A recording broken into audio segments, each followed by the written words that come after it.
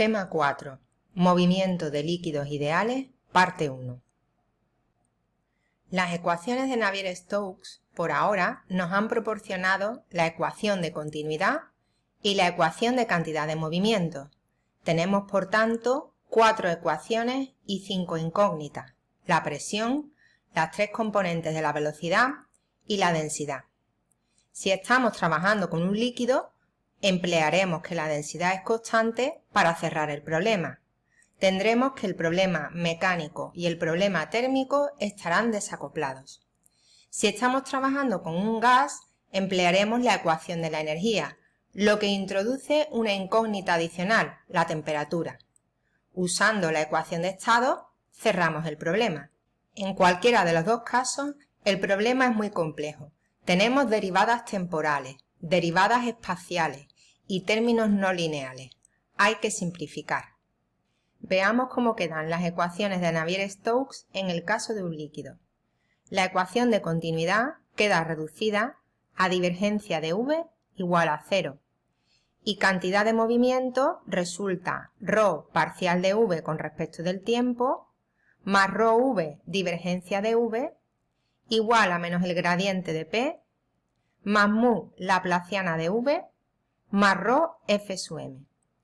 Este sigue siendo un problema muy complejo, hay que simplificar más. Sobre todo la complejidad va a estar en este término, ya que es no lineal y con derivadas espaciales. Estimación de órdenes de magnitud. Veamos cómo estimar la derivada de phi con respecto de x en x sub 0. La vamos a estimar como delta de phi entre delta de x, eligiendo delta de x tal que delta de phi varíe del orden de ella misma en delta de x. ¿Qué significa del orden de ella misma? Pues si estoy hablando de la altura de una persona, ese orden es 1 metro. Si estoy hablando del salario de un español, ese orden es 1000 euros. Si estoy hablando del precio de un piso, ese orden es 100.000 euros.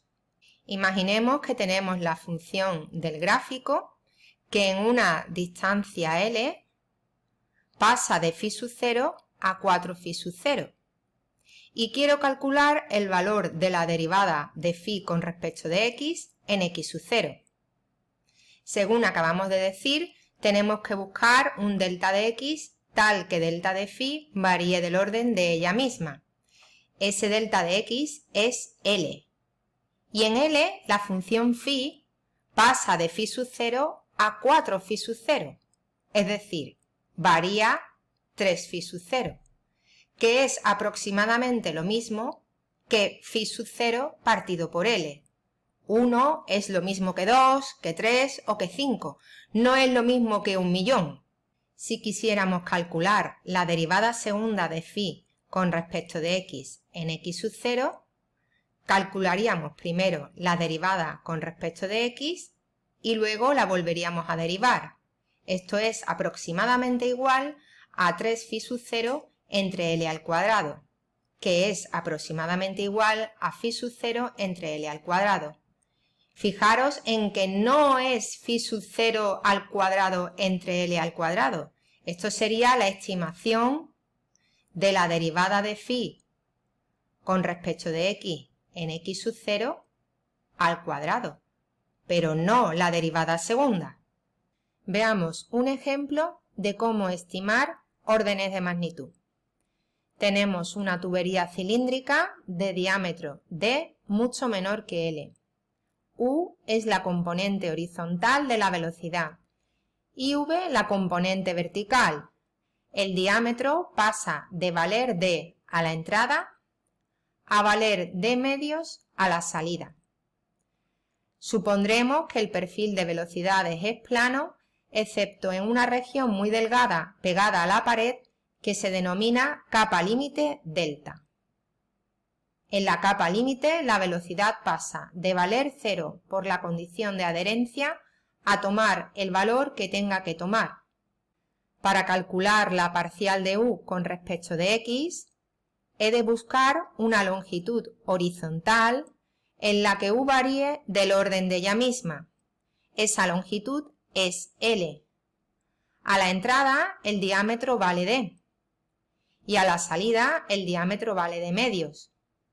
Como el caudal que entra es igual que el caudal que sale, U pasa de valer U sub 0 a valer 2U sub 0 en L. Para estimar la parcial de U con respecto de Z, tenemos que buscar una longitud vertical en la que U varíe del orden de ella misma. Esa longitud es delta, ya que U pasa de valer 0 a valer U sub 0 en delta. Para estimar la parcial de V con respecto de Z, tengo que buscar una longitud vertical en la que V varíe del orden de ella misma. Esa longitud es D. Cerca de la pared inferior, el fluido se mueve horizontalmente y por tanto la componente vertical de la velocidad vale 0. Cerca de la pared superior, el fluido se mueve paralelamente a dicha pared y por tanto la componente vertical de la velocidad alcanza su valor máximo V sub 0. Pasa de 0 a V sub 0 en D. En este ejemplo, es muy importante elegir adecuadamente la longitud en la que la componente horizontal o vertical de la velocidad varía del orden de ella misma.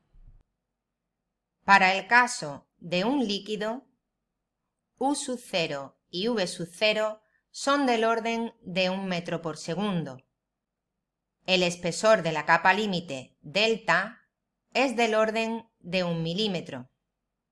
El diámetro D es del orden de 10 centímetros.